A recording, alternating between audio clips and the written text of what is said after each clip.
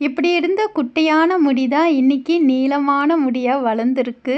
இந்த முடிய நம்ம கொண்டுட்டு வரதுக்கு எவ்வளோ மெயின்டெயின் பண்ணணும்னு நீங்களும் பார்த்தீங்களா? ஆனா ஒரு சில சின்ன சின்ன டிப்ஸை ரெகுலரா நம்ம மெயின்டெயின் பண்ணிட்டு வரும்போது, உங்களுக்கும் இந்த மாரி நீளமான முடி வளரும். அதில ஒண்ணு முக்கியமானது நான் நம்புறது என்னன்னு பார்த்தீங்கன்னா, ஹேர் ஆயில்.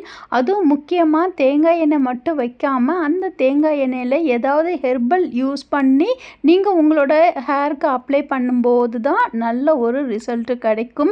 இந்த ஆயிலை ப்ரிப்பேர் பண்ணும்போதே நான் உங்களுக்கு சொன்னேன்.